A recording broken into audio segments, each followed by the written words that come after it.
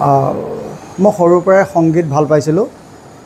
আনুষ্ঠানিক শিক্ষা ধৰক 10 বছৰমানৰ পৰা কৰিছিলোঁ, কিন্তু 4-5 বছৰৰ পৰা মই এনেই আৰু ঘৰতে কিবাকিবি গানৰ লগত জড়িত হৈ আছিলোঁ।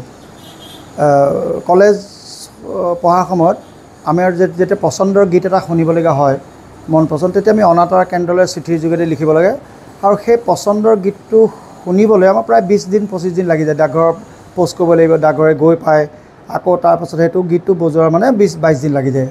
তো মই ভাবিলোঁ কি যে গ্ৰামোফোন ৰেকৰ্ডতে পুৰণা গীতবিলাক বাণীবদ্ধ হৈ থাকে, সেইটো লৈয়ে প্ৰথমতে গ্ৰামোফোন ৰেকৰ্ড বিচাৰিবলৈ আৰম্ভ কৰিলোঁ।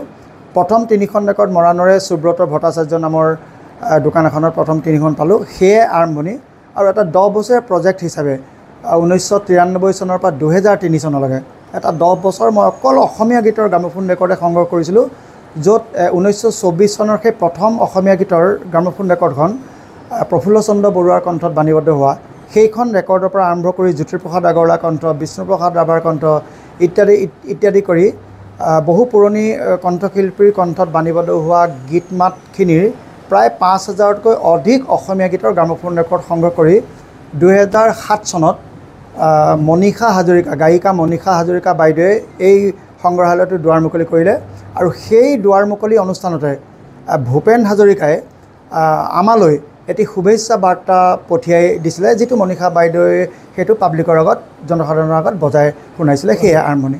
তাৰপিছত ক'ব লাগিব, আজি যি অসম চৰকাৰে বিশেষকৈ ৰাজ্যপালৰ যি বিশেষ উৎকৃষ্টতা বঁটা পালে, এই সম্পৰ্কে কি জনাব, অনুভৱ কেনেকুৱা? মানে যেতিয়া আজিৰ পৰা 15-20 দিনমানৰ আগত মই মানে বুজা নাছিলোঁ, মোৰ নৱেম্বৰ ডিচেম্বৰ মানৰ পৰা পুলিচ ভেৰিফিকেশ্যন আহি আছিলে, একো নুবুজোঁ, সোধোঁ, একো নকয়, মাত্ৰ পুলিচ ভেৰিফিকেশ্যন।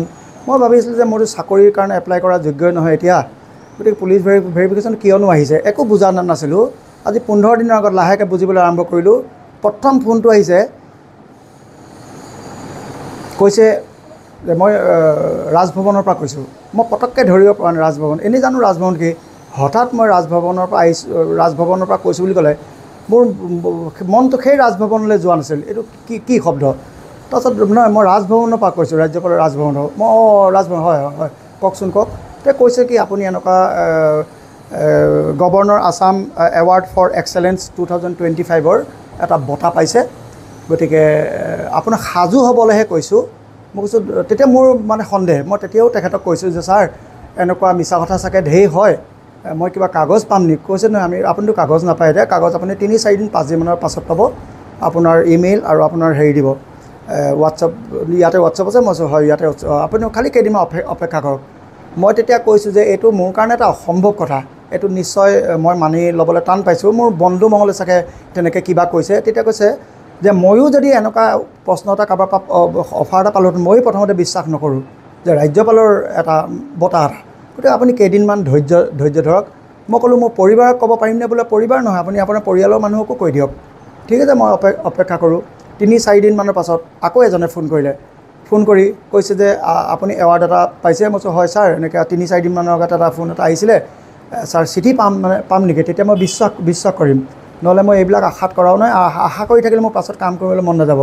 আপুনি আৰু 2 দিন ৰৈ দিয়ক, কিন্তু সাজু হৈ থাকক আপুনি 30 তাৰিখৰ কাৰণে। হঠাৎ চিঠি এখন আপুনি পাব, পটককৈ পালে হয়তো আপুনি আহিব নোৱাৰিব, গতিকে আমি আপোনাক খালি সজাগ কৰি ৰাখিছোঁ, আপুনি 30 তাৰিখে ৰাজ্যপালৰ হাতেৰে এটা আপুনি পুৰস্কাৰ ল'ব লাগিব। মই বিশ্বাস কৰিছোঁ লাহেকৈ, দুজনে যিহেতু কৈছে, পৰিবাৰে কৈছে নাই, ছেকেণ্ডজনে কৈছে হয়তো হ'ব। ঠিক তাৰ 2 দিনৰ পাছত মোৰ ইমেইল আৰু ইয়াত আহিলে। মই তেতিয়াও বিশ্বাস 100% কৰিছোঁ, কিন্তু তথাপিও এইটো ভাবিছোঁ যে মোৰ মানে এইটো যুগতে, মানে এতিয়াৰ মোৰ যিটো বয়স বা যিটো মোৰ কৰ্ম, ইয়াতে ৰাজ্যপালৰ বঁটাটো মোৰ কাৰণে মানে অসম্ভৱ। গতিকে নহয় নিচিনা লাগিছিলে। তথাপিও তেখেতক কৈছোঁ, ছাৰ এখন হয়নে?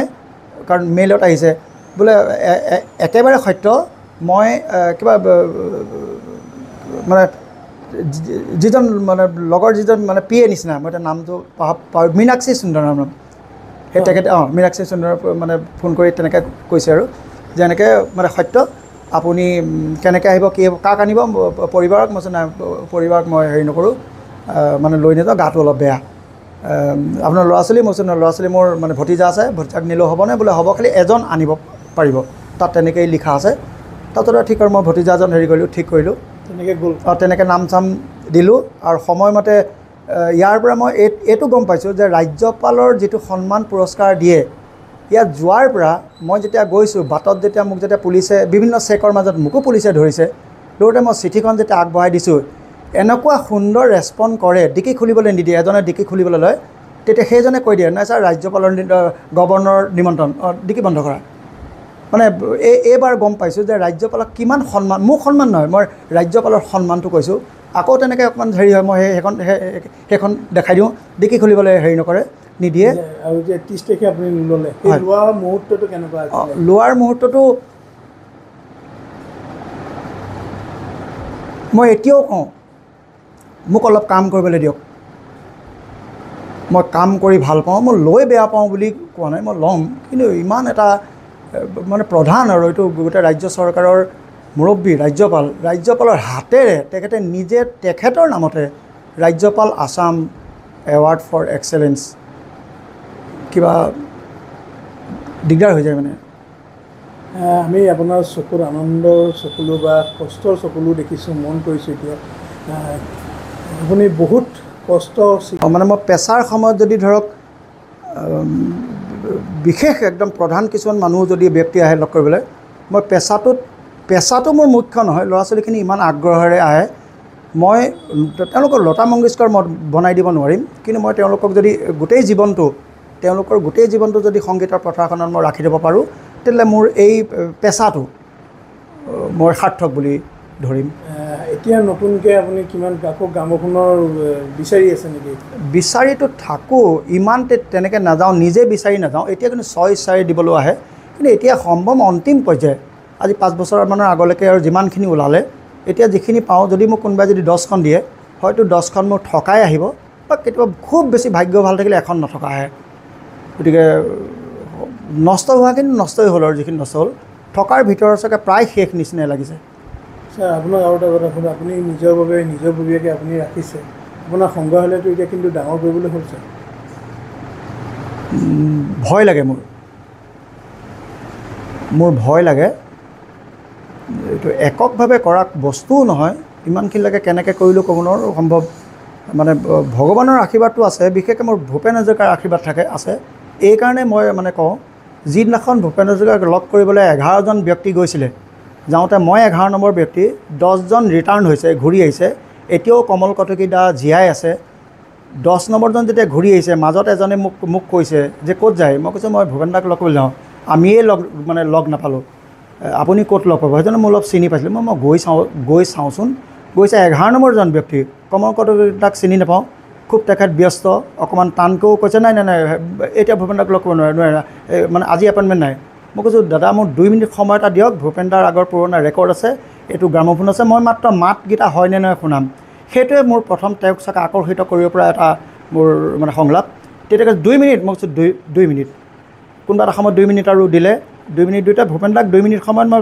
তেখেতৰ 4টামান গীত শুনাই দিলোঁ অলপ তেতিয়া মোক ভূপেন দাই ৰখালে ৰ'বা মই তুমি খৰখেদা কৰিছা ভালকৈ কৰাচোন তেতিয়া আকৌ কমল কটকীয়ে কৈছে দাদা আপোনাৰ এতিয়া 12:30 বজাত ৰেকৰ্ডিং আছে এতিয়া এইখিনি কথা পাতি থাকিলে নহ'ব কাৰণ পিয়েহে চব কথা জানে সেইজন কমল কটকী এতিয়াও জীয়াই আছে মই এতিয়া সেইকাৰণে সুন্দৰভাৱে ক'ব পাৰিম মৃতৰ কথাৰ মানুহৰ নাম কৈ লাভ নাই তেতিয়া কৈছে নহয় এখেতক আমি কালি লৈ দিওঁ এপইণ্টমেণ্ট তাৰপিছত আজিতো এতিয়া ৰেকৰ্ডিং আছে তেতিয়া ক'লে তুমি ক'ত আছা ভূপেন দাই কৈছে মই কৈছোঁ মোৰ বাইদেউৰ ঘৰত সঁচাকৈ বাইদেউৰ ঘৰত মই নিজৰ বাইদেউ কমল কটকী দাই কৈছে যদি আপুনি যদি হোটেলত আছে এৰাতি থাকিব লাগিব সুবিধা আমি কৰি দিম মই নহয় দাদা মই সঁচাকৈ মোৰ নিজৰ বাইদেউ এজনী আছে সেই ভূপেন দাৰ প্ৰথম লগ পোৱাটোৱে নিশ্চয় মই আশীৰ্বাদেৰে ইমানখিনি মই কাম কৰি আছোঁ is a pioneering curator and archivist of old as-is gramophone records and established a gramophone records museum in Morang town. May I request all the governor and our esteemed dignitaries to kindly do the honors.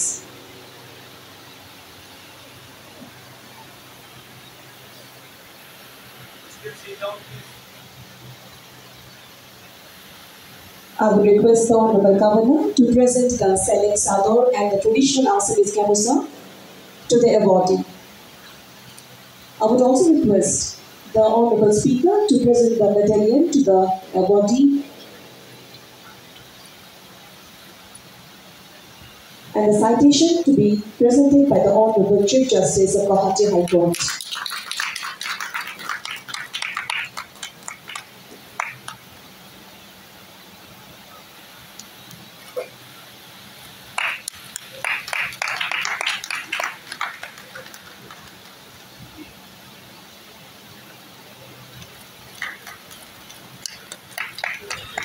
I would again request now the governor to present the check of rupees 1 lakh and the traditional jabi.